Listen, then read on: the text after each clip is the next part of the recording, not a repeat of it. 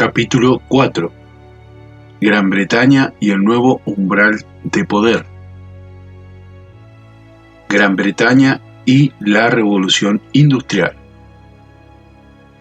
En su célebre libro Industria e Imperio, Eric Hobsbawm afirma: la Revolución Industrial señala la transformación más profunda experimentada por la vida humana en la historia del mundo, registrada en documentos escritos.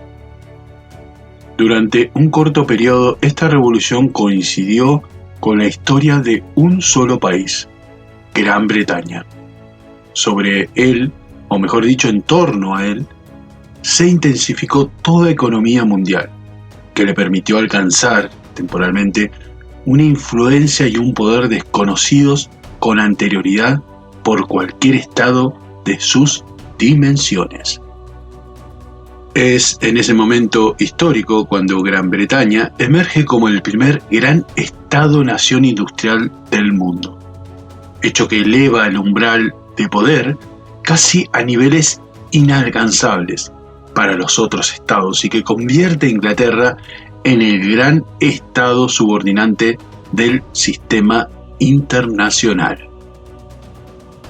Hay un momento en la historia universal en que Gran Bretaña puede ser descrita como el único taller del mundo, su único importador y exportador masivo, su único poder imperialista, casi su único inversor extranjero y por esa misma razón su única potencia naval y el único país con política mundial propia.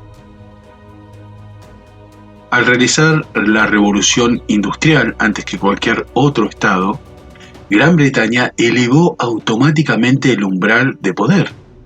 Por lógica consecuencia, a partir de ese momento, todos los otros estados del sistema internacional que desearan mantener sus respectivas autonomías estaban obligados a realizar su propia revolución industrial. Para no transformarse en subordinados, todos los estados del sistema internacional debían industrializarse rápidamente. Durante todo el siglo XVIII y principios del siglo XIX, Francia había sido la principal rival de Inglaterra, tanto en lo político como en lo económico, hasta mediados del siglo XVII. Francia era más rica que Gran Bretaña, aunque su riqueza estaba peor distribuida y los campesinos en particular se hallaban agobiados por impuestos muy gravosos en beneficio de una clase terrateniente prácticamente inactiva.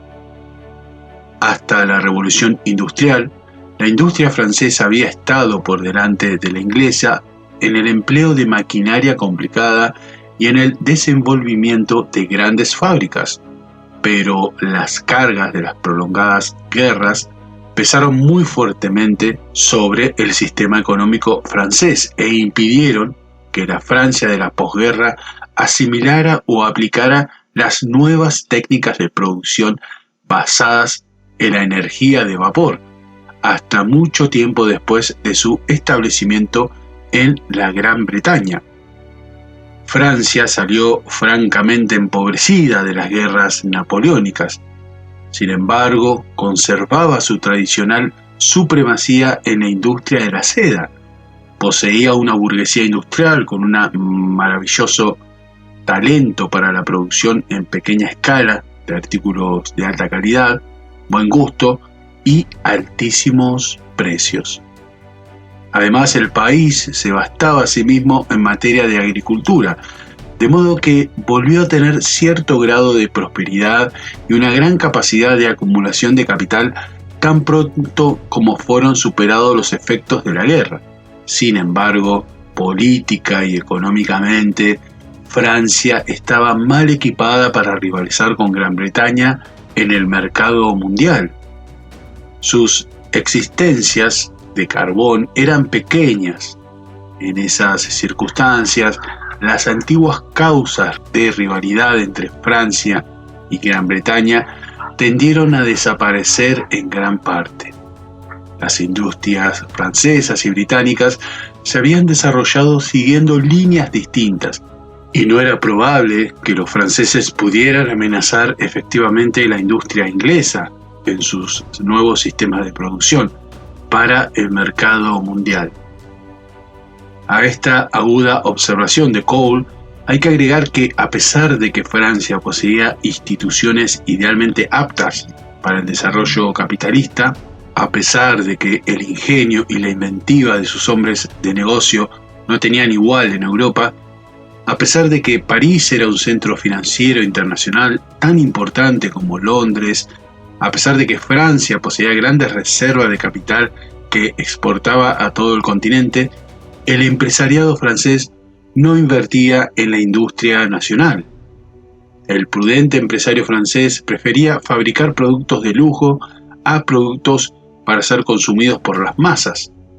El financiero prudente prefería promover industrias en el extranjero que en su país. La explicación de esta paradoja radica, según Hobsbawm, en que la iniciativa privada y el progreso económico solo van juntos cuando éste proporciona a aquella beneficios más altos que otras formas de negocio. En Francia no ocurría así, aunque a través de Francia se fertilizaba el crecimiento económico de otros países. Sin un efectivo impulso estatal que promoviera el desarrollo de una industria pesada, sin una política económica proindustrial, sin una política financiera que orientara el crédito hacia la industria de base, Francia apenas sí conseguía alcanzar el umbral de poder vigente, marcado por Gran Bretaña, a niveles suficientes como para no convertirse en un estado subordinado, pero era absolutamente incapaz de desafiar la hegemonía mundial inglesa. Increíblemente, la causa de esta incapacidad no era otra que el abandono, por parte del Estado francés, del necesario impulso estatal para orientar su política y su economía hacia niveles similares a los de Gran Bretaña. De los diferentes caminos tomados por la burguesía y el Estado francés en la orientación de sus actividades, surge la incapacidad francesa de discutirle a Gran Bretaña la supremacía mundial.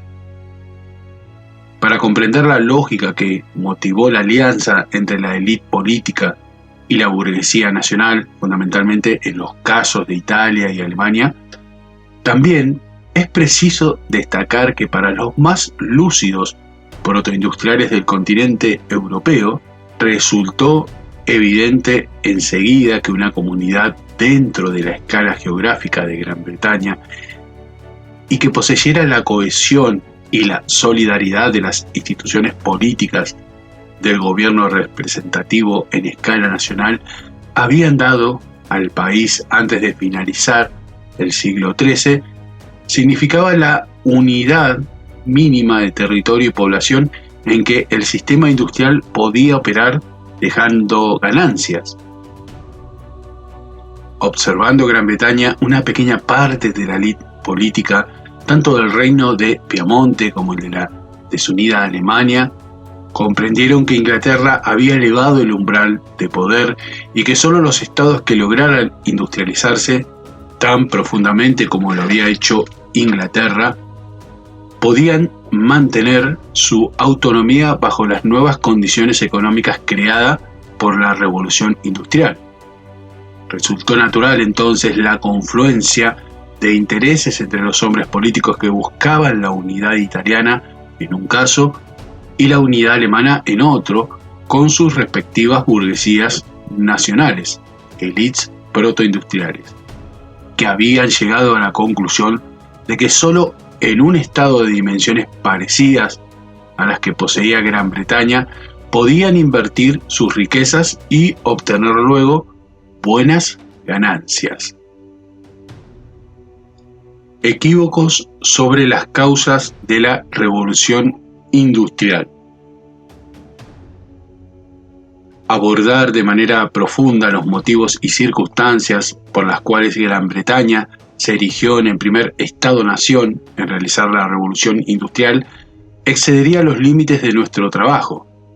Sin embargo, conviene despejar por lo menos algunos equívocos de la larga serie de malentendidos y pseudoexplicaciones que se han elaborado, en algunos casos maliciosamente, del por qué Gran Bretaña se convirtió en el primer taller del mundo. En este camino de despejar equívocos, seguimos al gran historiador Eric Hobsbawm. La primera serie de equívocos proviene de las teorías que tratan de explicar la revolución industrial en términos de clima, geografía, cambio biológico en la población u otros factores exógenos. Sí, como se ha dicho, el estímulo para la revolución procedía, digamos, de que del excepcional largo periodo de buenas cosechas que tuvo lugar a principios del siglo XVIII, entonces tendríamos que explicar por qué otros periodos similares anteriores a esta fecha no tuvieron consecuencias semejantes. Si han de ser las grandes reservas de carbón de Gran Bretaña las que expliquen su prioridad, entonces bien podemos preguntarnos por qué sus recursos naturales, comparativamente escasos, de otras materias primas industriales, por ejemplo el mineral de hierro, no le dificultaron otro tanto, o alternativamente por qué las extensas carboneras silesianas, alemanas, no produjeron un despegue industrial igualmente precoz. Alemania poseía hierro y carbón en abundancia, pero estaba dividida, antes de la invasión napoleónica, en más de 300 mini-estados desunidos y anárquicos. Suecia poseía, a diferencia de Alemania, una férrea unidad política. Tenía además enormes reservas de hierro, pero carecía de una política económica adecuada. Por eso, bien aclara Hobsbawm, los factores climáticos, la geografía, la distribución de los recursos naturales, no actúan independientemente, sino dentro de una determinada estructura económica, social e institucional. Esto es válido incluso para el más poderoso de estos factores, un fácil acceso al mar o a ríos navegables, es decir, para la forma más barata y más práctica de la era preindustrial. También, sostiene Hobsbawm, deben rechazarse las explicaciones de la revolución industrial que la remiten a accidentes históricos. El simple hecho de los grandes descubrimientos de los siglos XV y XVI no explica la industrialización, como tampoco la revolución científica del siglo XVI. Desmenuzando las posibles causas de por qué Gran Bretaña se convirtió en el primer taller del mundo, Hobsbawm sostiene un argumento de suma importancia para la discusión política que se plantea en Latinoamérica cuando algunos intelectuales creen encontrar el origen del subdesarrollo de la región en aquello que denominan las raíces torcidas del subcontinente, cuando afirma: tampoco puede hacerse responsable a la reforma protestante, ya fuera directamente o por vía de cierto espíritu capitalista especial u otro cambio en la actitud económica inducido por el protestantismo, ni tampoco porque tuvo lugar en Inglaterra y no en Francia. La reforma protestante tuvo lugar más de 2 siglos antes que la revolución industrial. De ningún modo todos los países que se convirtieron al protestantismo fueron luego pioneros de esa revolución, y por poner un ejemplo fácil, las zonas de los Países Bajos que permanecieron católicas, Bélgica, se industrializaron antes que las que se hicieron protestantes, Holanda.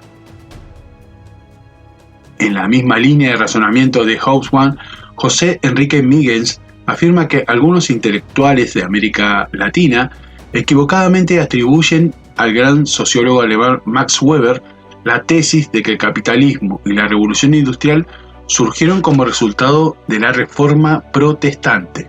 En la misma línea de razonamiento de Hobsbawm, José Enrique Migens afirma que algunos intelectuales de América Latina equivocadamente atribuyen al gran sociólogo alemán Max Weber la tesis de que el capitalismo y la revolución industrial surgieron como resultado de la Reforma Protestante. Superficialmente, sostiene Migens, esos intelectuales parecían tener razón en su interpretación de Weber, porque su libro más importante se titula La ética protestante y el espíritu del capitalismo. Y si uno ojea el índice verá que habla de Lutero, de Calvino y de las sectas protestantes y el espíritu del capitalismo. Pero, para saber a qué se refiere con esto, primero hay que leerlo íntegro y segundo, hay que ubicar lo que dice en el contexto de la teoría y metodología weberiana.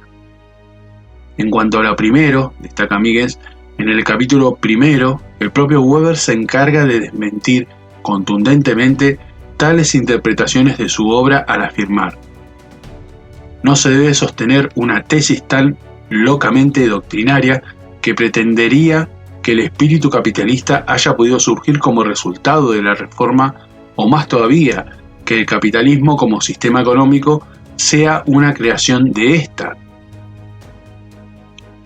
Y en una nota al pie de esta sentencia agrega: a pesar de esta y otras advertencias mías suficientemente explícitas, las que he mantenido siempre sin modificaciones, curiosamente tal tesis me ha sido repetidamente atribuida.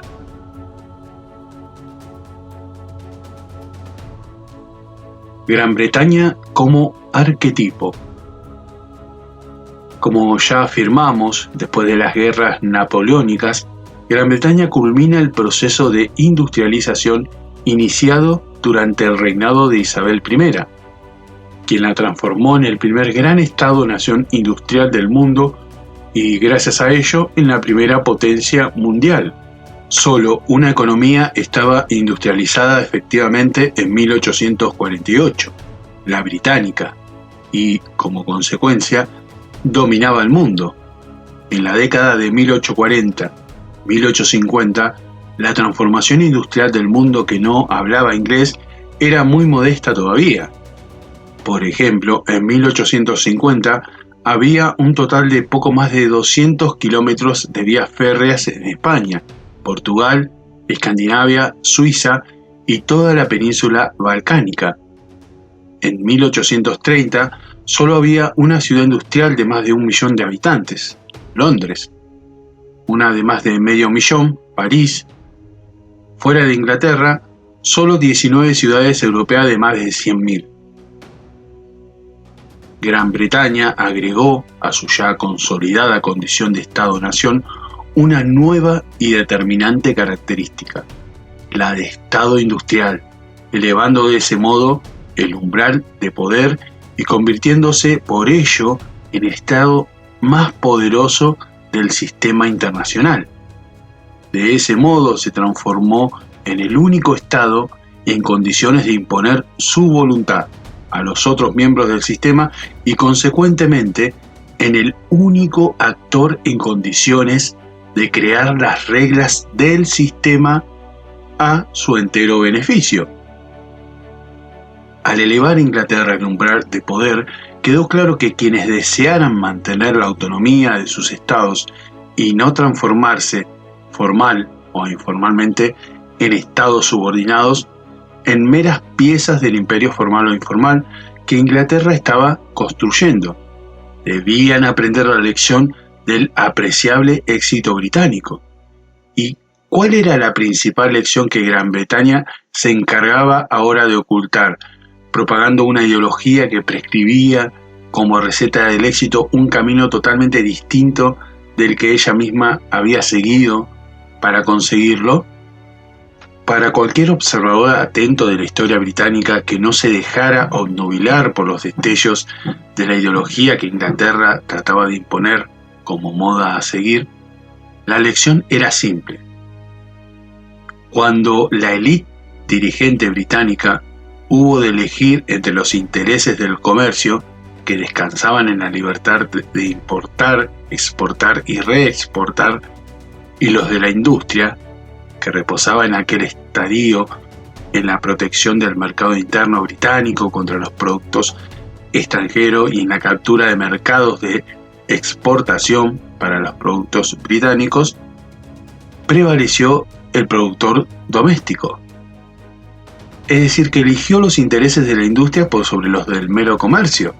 Cierto es también que aquella elección se desarrolló mediante una ardua puja que se resolvió no solo por la clarividencia de la élite dirigente británica, sino también porque el comerciante solo pudo movilizar Londres y algunos otros puertos en defensa de sus intereses, en tanto que el manufacturero contó con los intereses políticos de amplios sectores del país y del gobierno.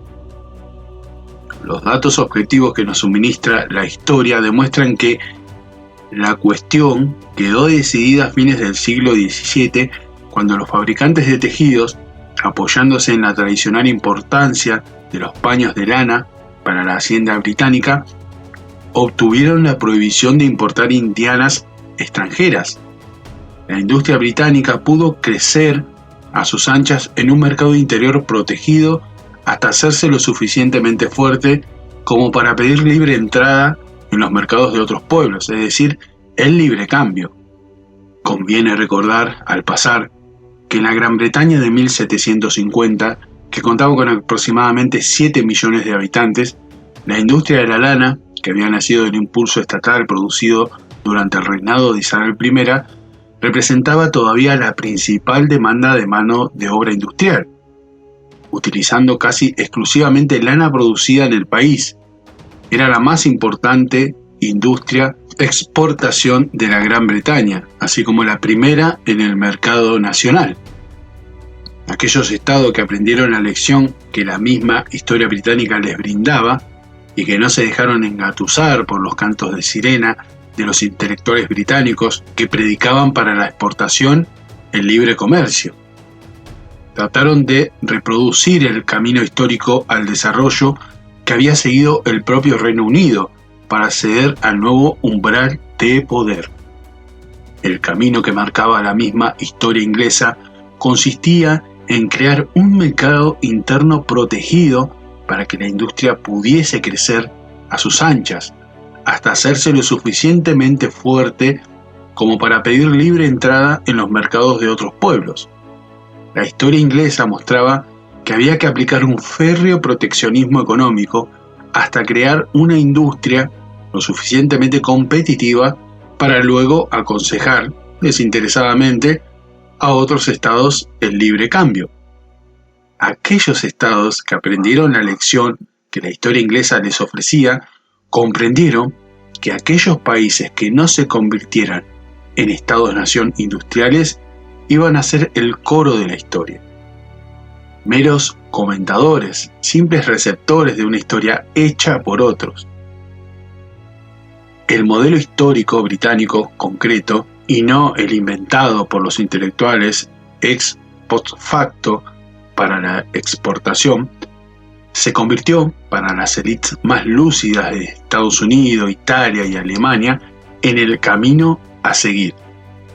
Las políticas económicas realmente ejecutadas y no aquella que se predicaba fueron tomadas como ejemplos a imitar. En Europa, Alemania e Italia, imitando el camino histórico seguido por Inglaterra, serán los siguientes estados, luego de Gran Bretaña y Francia, en convertirse en estado-nación industriales. Durante la segunda mitad del siglo XIX se dan tanto la lucha alemana como la italiana para alcanzar sus respectivas unidades nacionales, condición primera para alcanzar el umbral de poder vigente. Para generar un gran estado industrial, Bismarck va a culminar la unidad alemana que había sido anticipada por el Zollverein, la unión aduanera entre los microestados alemanes.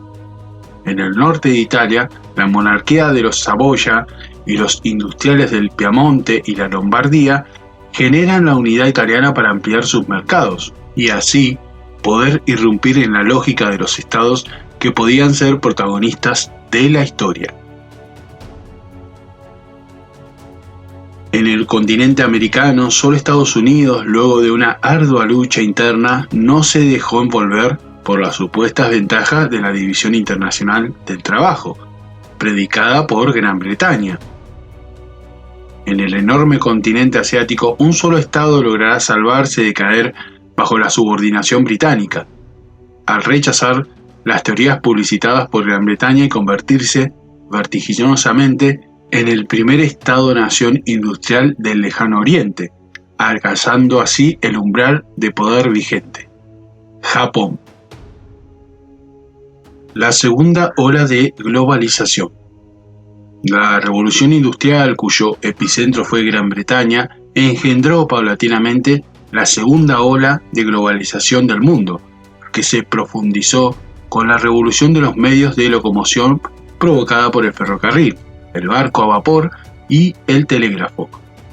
Así como las carabelas fueron las protagonistas de la primera globalización, los barcos a vapor transatlánticos, hijos del desarrollo industrial, botados al mar a partir de 1838, lo fueron de la segunda ola globalizante. Por eso es preciso aclarar que la segunda ola de globalización, como proceso de incremento de las relaciones y los intercambios humanos, comerciales y de capital, tendiente a la unificación de la totalidad del mundo habitado y habitable, se profundiza recién a mediados del siglo XIX, con la revolución de los medios de locomoción, con el ferrocarril, el comercio, que antes apenas mordía las factorías costeras y la desembocadura de los grandes ríos, penetra en el corazón de los continentes. Con los barcos de acero y la navegación a vapor se abaratan de tal modo los fletes que se hace muy rentable para los países europeos importar trigo, cuero, cobre o café en grandes cantidades. Sin el ferrocarril y el vapor transatlántico, las materias primas voluminosas y pesadas no podían haberse concentrado nunca para la industria, ni podrían haberse encontrado alimentos para las poblaciones industriales. Ellos hicieron posible los dos grandes y nuevos fenómenos sociales de la época: la urbanización general y la emigración masiva. El transporte moderno proporcionó un apremiante incentivo al desarrollo tecnológico, permitiendo a los hombres contemplar el mundo entero como una sola unidad económica. Desde el ángulo de la política internacional, es preciso tener en cuenta como dato político fundamental que Inglaterra intentará en un principio impedir o retardar la industrialización de otras naciones, así como dificultar al máximo la generación de tecnologías ferroviarias locales. Gran Bretaña prohibió en 1824 la exportación de maquinaria y la emigración de obreros calificados, y aunque ambas prohibiciones se violaron con mucha frecuencia, constituyeron serios obstáculos para la expansión del maquinismo en el exterior. Tampoco resulta un dato político menor para el estudio de la política internacional el hecho de que al mismo tiempo que con sus leyes Gran Bretaña prohibía la exportación de maquinarias y la migración de obreros calificados, predicaba las ventajas de la División Internacional del Trabajo para convencer al resto de las naciones que dejaran que Gran Bretaña fuera la única gran fábrica del mundo. Como ya afirmamos, Francia, Alemania, Italia, Estados Unidos y luego Japón no escucharon aquellos cantos de sirena provenientes de Gran Bretaña y decidieron realizar su propia industrialización, desoyendo los desinteresados consejos que el profesor de Glasgow, Adam Smith, diera al mundo en su famosa obra Investigación sobre la naturaleza y causa de las riquezas de las naciones, a través de la cual Inglaterra logró abrir más mercados para sus industrias que con todos sus cañones. Desde los albores de la Revolución Industrial, el objetivo estratégico de Gran Bretaña consistió en imponer a nivel mundial los principios del libre cambio, a fin de que otros estados no alcanzasen el umbral de poder. Existió, pues, no solo una idea meramente económica, sino también un importante esfuerzo político encaminado a mantener a Gran Bretaña como la primera, y en lo posible, como la única potencia mundial, como el primer y único estado subordinante. Mediante la persuasión o, de ser necesario, mediante el uso de la fuerza, el Reino Unido de Gran Bretaña logró organizar el primer multilateralismo comercial mediante tratados bilaterales con casi todas las naciones del mundo. Por medio de ellos, el contratante se comprometía a recibir libremente las manufacturas inglesas y a exportar libremente sus materias primas al mercado inglés. A la vez, Gran Bretaña le concedía las mismas ventajas. Al respecto de tales tratados, Vivian Trias sostiene perspicazmente: aparentemente, en la letra, en la teoría abstracta, nada más justo y equitativo. Pero, ¿cómo va a competir con la industria inglesa en su propio reducto la manufactura burda y cara de los países atrasados? Ese acuerdo de libre importación mutua deriva, sencillamente, en que la industria británica devasta los brotes incipientes de las manufacturas locales de las economías menos desarrolladas. Es lo que Baran llama el infanticidio industrial, lo que lleva como de la mano a la especialización del país rezagado, a la monocultura, a la deformación de su economía que se hipertrofia en el único sentido de la producción de materiales básicos para lo que su suelo y su clima son singularmente aptos. Políticamente, el proceso se complementa con una estrecha alianza entre la burguesía metropolitana y la oligarquía de la sociedad dependiente. Es durante esta segunda ola de globalización cuando se genera de una manera muy nítida la configuración centro-periferia que marca el mundo desde la Revolución Industrial. Es durante este periodo cuando la América española emprende su lucha por la independencia, engendrándose al mismo tiempo una guerra civil, enmascarada o abierta según los casos, entre aquellos que conciben que el proceso independentista debe terminar en la unidad política de la América hispánica y aquellos que de las ciudades-puertos, aliados a Inglaterra, piensan que lo más conveniente a sus intereses es que, una vez finalizadas las guerras de la independencia, se conformen alrededor de las polis oligárquicas una multiplicidad de estados hispánicos. La derrota de Bolívar, San Martín, O'Higgins y Artigas sella el proyecto inglés de fragmentación y hace que la América española pase de la unidad a la dispersión.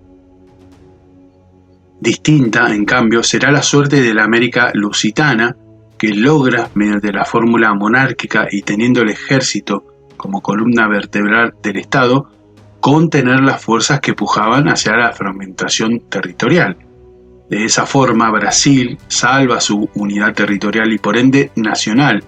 Sin embargo, en algo será igual el destino de las dos Américas, la lusitana y la hispánica. Ambas se incorporarán a la economía internacional como proveedoras de materias primas e importadoras de productos industriales, sin realizar ningún esfuerzo industrializador y perdiendo de ese modo el tren de la historia por más de un siglo. Al elegir el proyecto propuesto por Adam Smith, muchas de las repúblicas latinoamericanas lograron modernizar sus economías y alcanzar un progreso relativo importante, pero el modelo elegido contenía en sí mismo el germen de su propio estancamiento. Arnold Toynbee extrajo acertadamente las consecuencias que sobre la arena de la política internacional tuvo la segunda ola globalizante nacida de la Revolución Industrial al sostener que durante el siglo que concluyó en 1914, el mundo fue conquistado económicamente no solo por el nuevo sistema industrial de Occidente, sino por las naciones occidentales en las que se lo habían inventado. Es decir, por Gran Bretaña y por aquellas naciones que desoyeron los consejos de Adam Smith, aplicaron, al igual que Inglaterra, una política de fuerte impulso estatal al proceso de industrialización.